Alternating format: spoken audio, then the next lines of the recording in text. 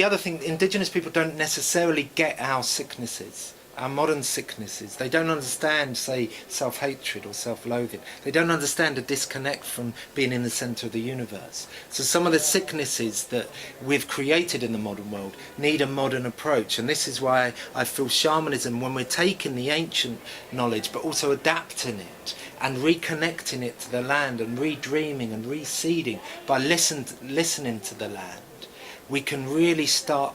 I'm not doing this work because I believe that, oh wow, it's in my lifetime everything's going to change. I don't.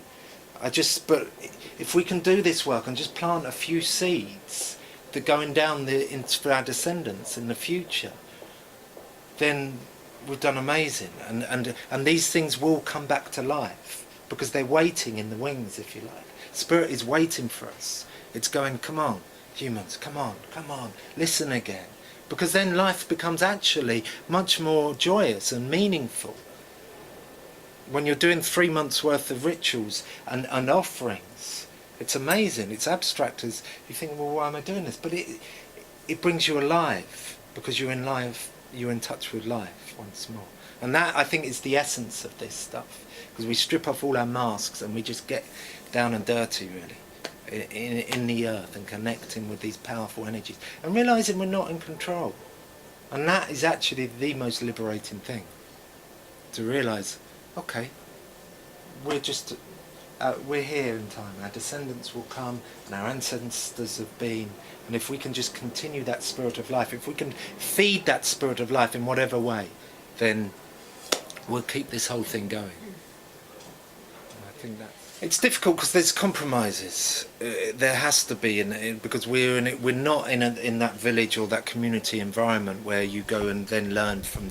You just observe. I mean, the radical, like, they don't teach anything. Even if your father or your mother's a Marakami, which is shaman, he won't or she won't teach you anything.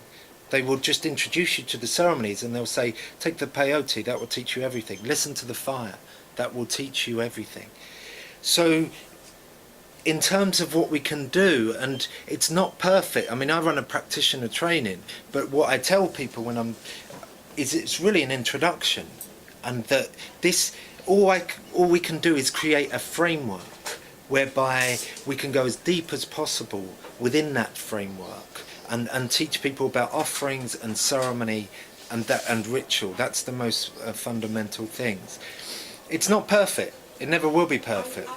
In Guatemala once, and this again, there was a village. It had only been a road built in there in the 70s, so they had been very protectionist, and ever since that road got built, it went wrong. They lost most of the village in the Civil War and stuff like that, and then big business was starting to come in. But in that village, they estimated it was either 1 in 2 or 1 in 3 person was a shaman. So it was as common as anything. It's not, and that's, we do, I think part of the work I really want to do is taking the mystical side a little bit out of it, because we in terms, not the mystical as in personal experiences, but as in painting shamans as these wondrous beings that are totally full of light, and you meet good shamans, you meet bad shamans. In Indigenous people, you meet good shamans and you meet bad shamans. What they have is they have the framework to hold the teaching, and that's really difficult with us in the West. And that's what partly my dream is, to help recreate. It's not going to be perfect at all, but as long as there's a connection, a strong connection to the land and the roots, and particularly the roots where you live, because a tree is going to teach you much more than any book could ever. And that's kind of ironic because I'm trying to sell a book here, but go listen to a tree for hours. That's because that has the wisdom. So it's not perfect at all. Certificates, I mean, we live in the modern world, but then Indigenous people are very adaptable as well. And sometimes we can go with expectations and be disappointed, and living like you have, and spending a lot of time with Indigenous people.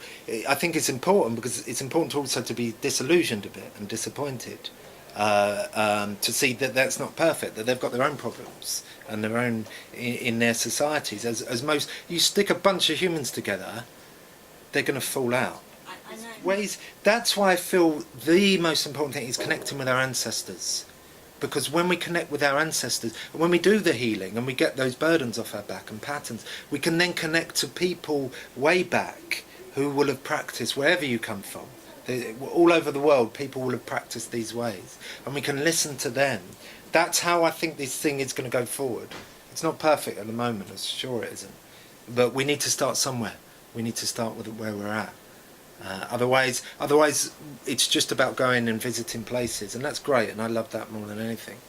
But for me, it's really important to bring it back here, wherever you are. Amazing when you start.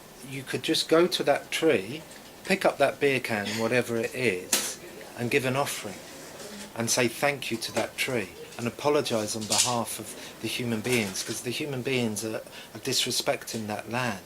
And if you went there enough and created beauty, so giving offerings, it doesn't have to be coins, it can be flowers, it can be food, you can plant a candle there.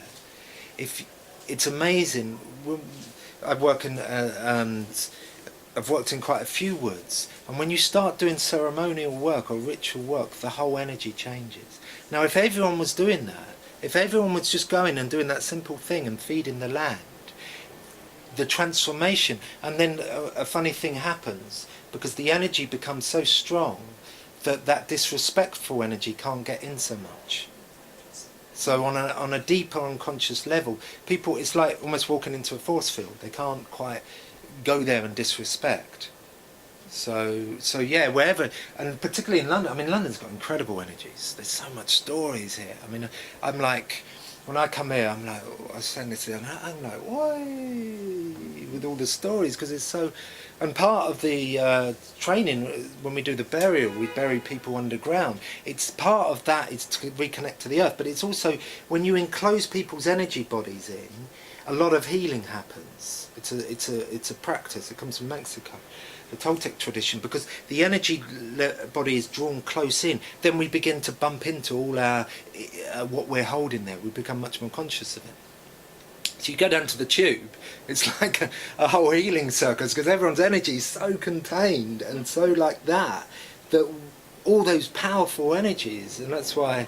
But this is an amazing place. It's got amazing history. The Celts created this city, and there's so many places where if you just do some research, where you could go, where they would go and give offerings and the sacred places. There's so many sacred places. That's why it's become this powerful energy center. So yeah, give offerings, give prayers, give thanks, give blessings. That's the greatest. That's real healing. Healing really. Most sickness comes from fear.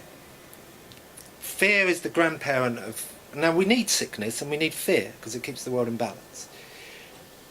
The antidote is love, surrender, forgiveness, healing.